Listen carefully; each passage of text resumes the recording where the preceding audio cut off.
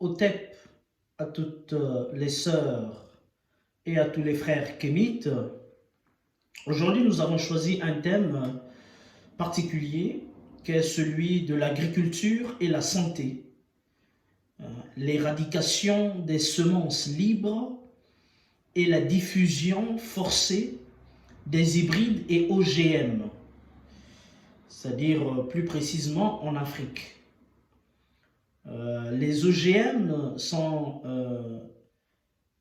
ce qu'on appelle par organismes génétiquement modifiés.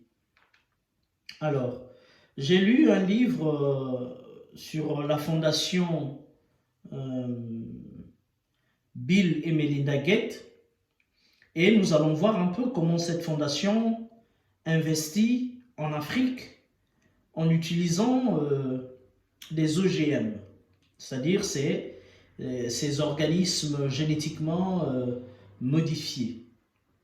Alors, la mission de la fondation Bill et Melinda Gates en Afrique, dans le domaine de l'agriculture, vise officiellement à, ça c'est ce qu'ils ont écrit sur leur site, le site de la fondation, apprendre aux agriculteurs des, comment on peut appeler ça, des modalités de production durable.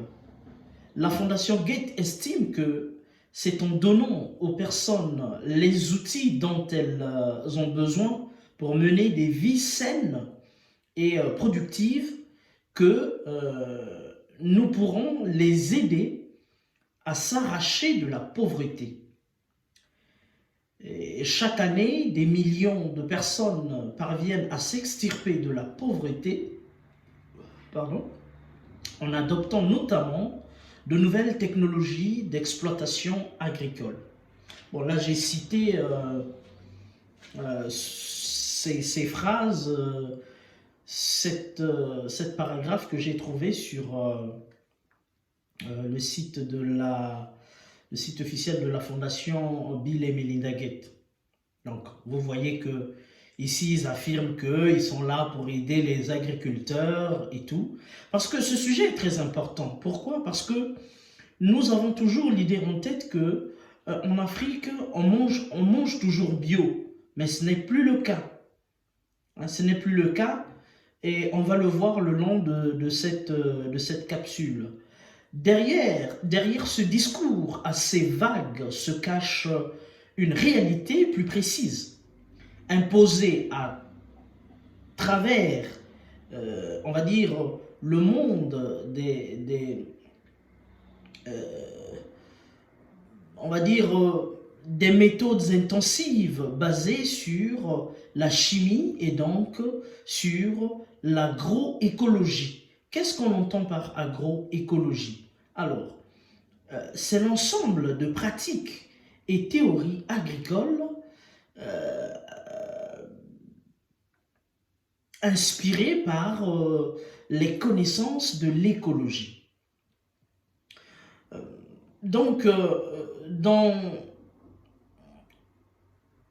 ce domaine de l'agroécologie, dont il n'est jamais question. C'est-à-dire qu'eux, ils parlent de l'agroécologie, mais ce n'est jamais question de l'agroécologie en vrai. Comme dans le domaine de la santé, les grandes entreprises et la technologie sont vues comme l'alpha et l'oméga des solutions aux problèmes agricoles. Bill Gates implorait depuis 2012, si je ne m'abuse pas,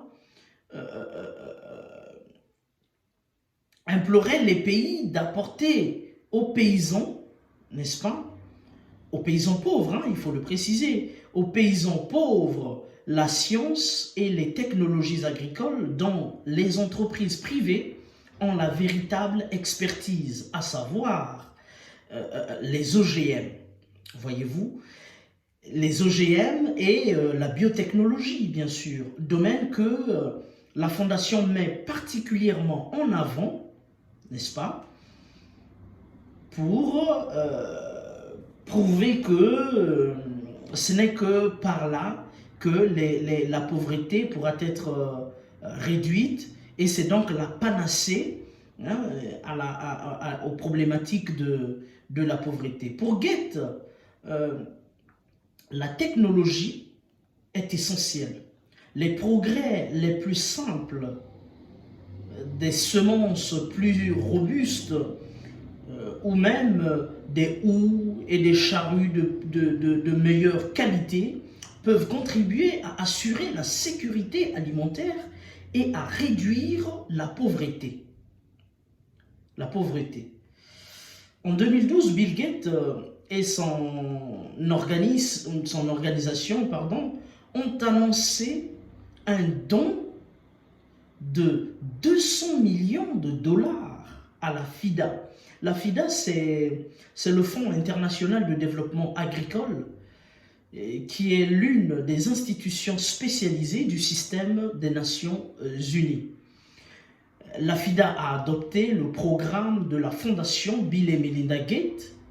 Cette vision simpliste du développement agricole constitue, ou sinon consistant à inventer des technologies et à les donner aux paysans, est désastreuse et inquiétante. Voyez-vous, l'AGRA est l'un des acteurs les plus influents du continent en matière d'agriculture, concentre ses efforts sur les politiques relatives aux semences, faisant régulièrement pression sur les gouvernements africains. L'AGRA, c'est quoi? C'est au fait la filiale de la fondation Bill et Melinda Gates en Afrique. C'est un peu comme la représentante de la fondation Bill et Melinda Gates en Afrique. On l'appelle AGRA. Et donc, cet AGRA-là, qui est en quelque sorte l'un des acteurs les plus influents du continent en matière d'agriculture, il concentre tous ses efforts sur les politiques liées ou relatives aux semences, faisant régulièrement pression sur les gouvernements africains. C'est-à-dire que le travail de cette institution, l'AGRA, qui est la filiale de la fondation Bill et Melinda Gates en Afrique, joue le rôle de mettre la pression au gouvernement d'adopter les nouvelles technologies en matière d'agriculture.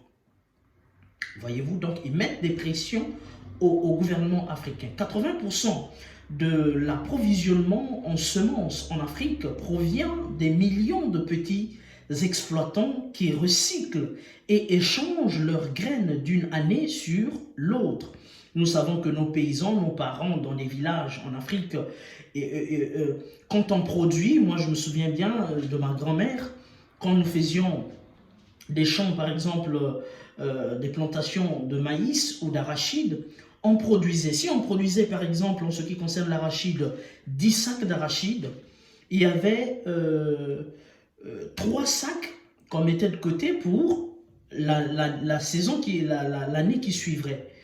Et donc ça constituait pour nous donc des réserves en matière de semences, voyez-vous. Et donc on replantait cet arachide-là, on vendait le reste et puis on réutilisait ces semences qu'on mettait de côté là. Et donc, pour pouvoir investir dans la recherche et, on va dire, le développement, ces entreprises veulent d'abord protéger leurs droits de propriété intellectuelle. Vous suivez la démarche, hein? Pour ce faire, elles restructurent de fond en comble la réglementation, n'est-ce pas, afin d'instaurer des systèmes de certification qui non seulement protègent les variétés certifiées et les droits qu'on découle, mais rendent illicites, vous voyez, illicites toutes celles qui ne sont pas certifiées. Depuis plus de 20 ans, un lent processus d'examen des réglementations nationales en la matière appuyé par l'USAID et le G8. L'USAID, c'est l'Agence des États-Unis pour le développement international. Et c'est l'agence du gouvernement des États-Unis chargée du développement économique et on va dire, de l'assistance humanitaire dans le monde. L'agence travaille sous la supervision du président américain, du département d'État et du Conseil de sécurité nationale. Et donc, cela a donc permis à des multinationales de produire des graines et notamment d'acquérir les grandes entreprises semencières du continent. D'après l'African Center for Biodiversité, c'est-à-dire que le Centre africain de biodiversité, cette situation constitue une véritable menace pour la circulation des graines et la biodiversité en Afrique. L'AGRA, qui est l'action de l'Alliance pour une révolution verte en Afrique, filiale africaine de la Fondation Bill et Melinda Gates, comme je venais de le dire en amont, offre un éclairage complémentaire sur les stratégies. Ces stratégies employées par Bill Gates pour aider les grands semenciers et l'industrie agrochimique à pénétrer en force les marchés des pays dits pauvres et dissuader de faire usage, n'est-ce pas, on va dire, de semences libres avant de les rendre illégales et de les faire disparaître. La variété hybride, plutôt les variétés hybrides, on va dire, sont souvent brandies comme une solution au problème de la productivité alimentaire de l'Afrique et sont mises en avant par diverses organisations soutenues par la Fondation Gates. Pourtant, les semences hybrides sont souvent très coûteuses pour les petits exploitants agricoles et les contraignent à acheter des graines tous les ans. Voyez-vous, les hybrides offrent parfois, les semences hybrides offrent parfois des graines, on va dire, parfois de meilleurs rendements, mais ce n'est pas toujours le cas, et seulement sous certaines conditions, n'est-ce pas, c'est-à-dire utilisation continue d'un engrais synthétique qu'il faut aussi acheter, c'est-à-dire que vous achetez non seulement de la semence, mais vous devez aussi acheter l'engrais synthétique, vous voyez, et qui coûte très cher. L'irrigation dispendieuse, parcelles plus grandes et monoculture, c'est-à-dire qu'il faut avoir de grands espaces à cultiver, et vous ne pouvez cultiver qu'une seule culture, n'est-ce pas? Donc, le pacte Révolution verte qui définit l'agriculture intensive dont on connaît pourtant les conséquences, c'est-à-dire appauvrissement des sols et de la biodiversité, réchauffement climatique, etc. La conservation des semences et les banques publiques de graines, on va dire, des graines indigènes sont malheureusement absentes des programmes. Une diversité, on va dire, une discrète conférence s'est tenue en mars 2015 à Londres, co-organisée par la Fondation Bill et Melinda Gates, l'USAID et des entreprises ont discuté sur des manières de renforcer, n'est-ce pas, leur contrôle sur le secteur mondial des semences. L'un des objectifs de cette réunion fut de développer le secteur des semences commerciales en Afrique subsaharienne et de protéger les entreprises privées qui produisent les dites semences brevetées du risque d'investissement.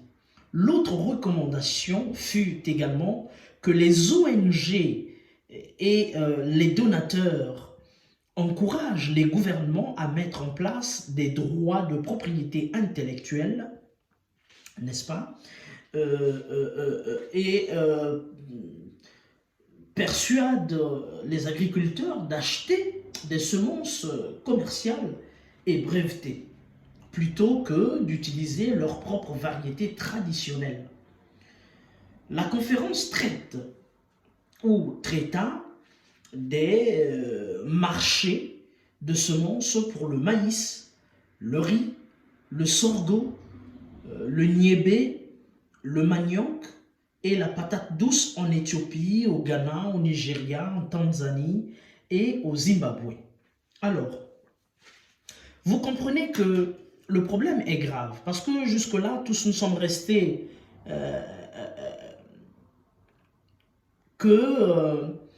en Afrique, bon, on mange bio et tout, le manioc il est bio, le riz il est bio et tout, etc. Or, on n'a pas compris que Bill et Melinda Gates qui utilisent les organismes génétiquement modifiés qui sont des OGM en Afrique, eh bien pas qu'en Afrique, c'est partout dans le monde, mais moi je parle de l'Afrique parce que je suis panafricain.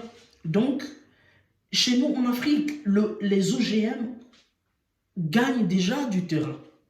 Donc c'est à nous de voir comment essayer de lutter contre ces organismes génétiquement modifiés, n'est-ce pas? Donc vous pouvez avoir du maïs, mais qui est génétiquement modifié, c'est-à-dire que c'est plus naturel, vous voyez? Et ça provoque des maladies, ça provoque des cas de maladies très graves dont on ignore parfois en Afrique. Donc si vous comprenez bien la philosophie de l'AGRA, qui est la filiale de la fondation Bill et Melinda Gates, c'est laquelle? Leur stratégie est de convaincre les gouvernements de ne plus accepter que les agriculteurs, on va dire les paysans, ne puissent plus utiliser les semences, on va dire les semences libres. Ce qu'on appelle par des semences libres, c'est des semences naturelles que nos grands-parents utilisent en Afrique.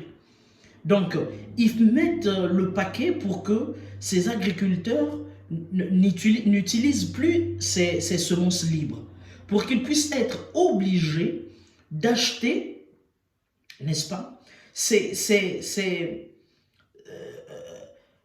on va dire, ces semences génétiquement modifiées, qui vont nous provoquer des maladies très graves. Vous comprenez?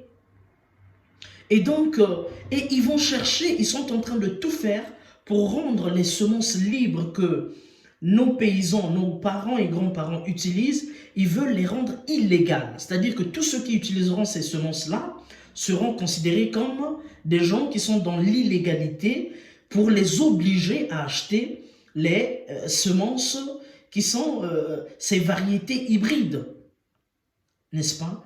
Et ces variétés hybrides, le problème c'est lequel? C'est que ce n'est pas naturel, c'est génétiquement modifié dans des laboratoires. Depuis quand ce qu'on mange